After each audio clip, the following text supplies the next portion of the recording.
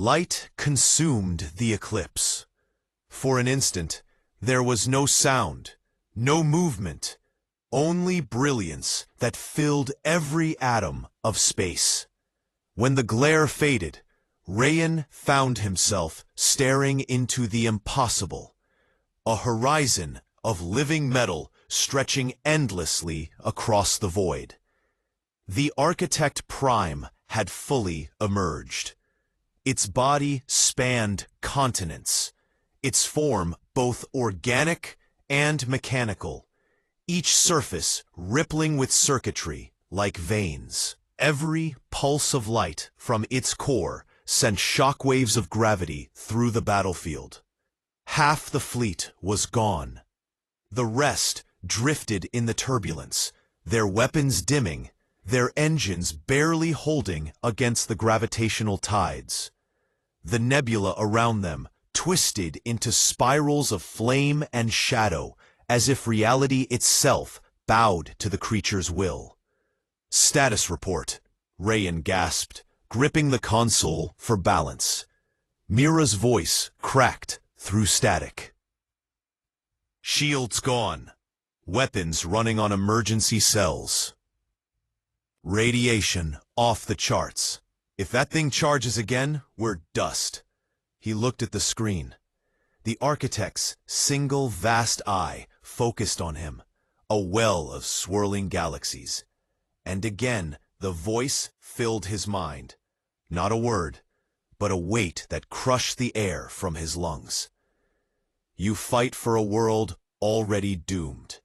Rayen forced his thoughts forward, as if answering the void. "Then we'll die fighting for it." The entity seemed to smile, without a face. Then, across the field of ruin, the wreckage began to move. Shattered alien vessels reassembled, fragments knitting together under unseen forces. The dead fleet was being reborn.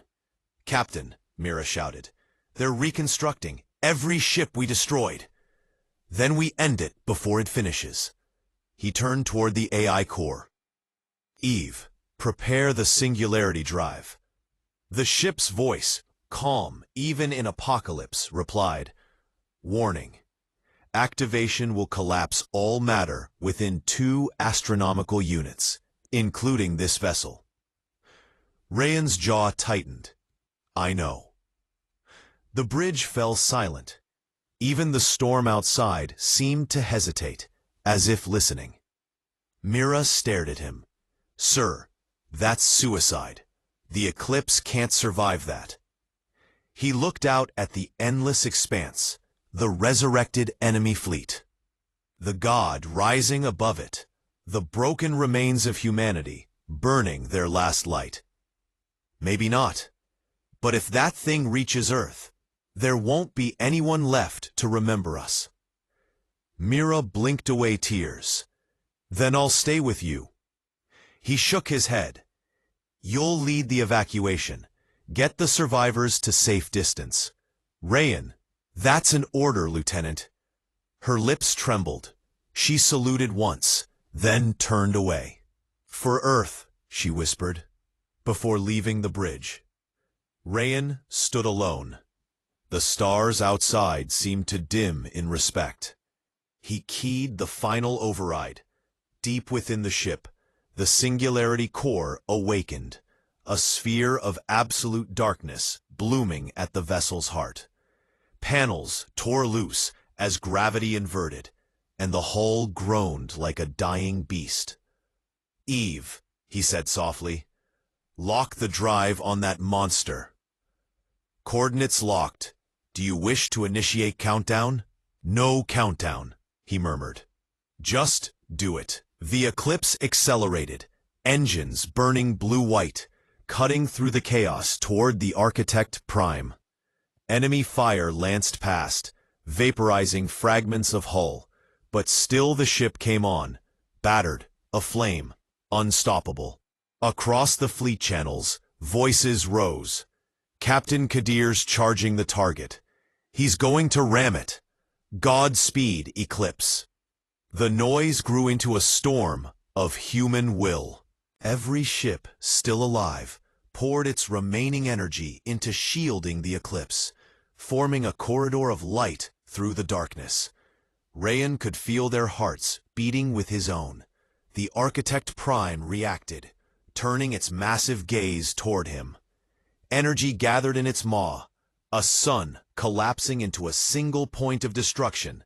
He whispered to himself, "Not today." The eclipse slammed forward, the singularity core surging to maximum. For a moment, time stretched thin. Stars froze. The roar of collapsing gravity devoured every sound. Then the universe folded.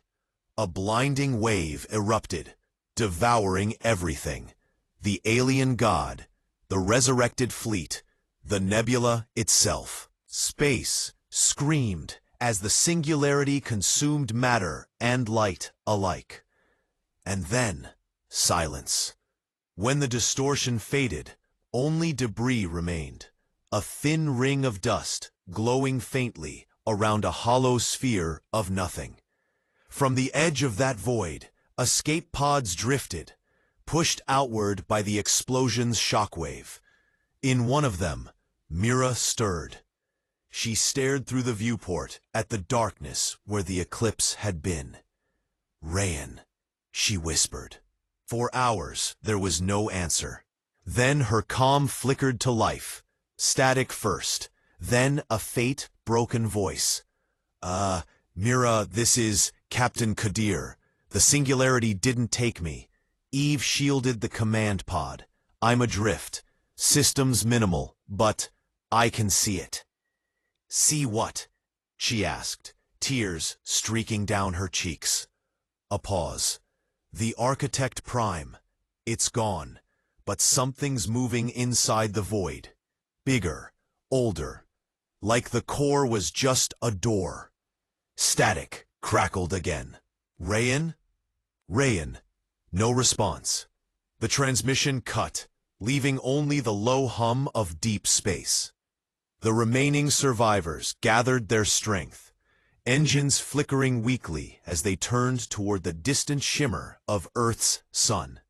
Behind them, the darkness pulsed once, soft, rhythmic, like the heartbeat of a sleeping god.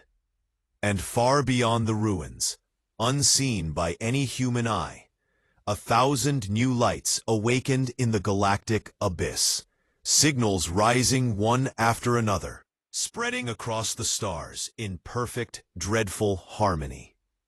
The war was not over. It had only begun.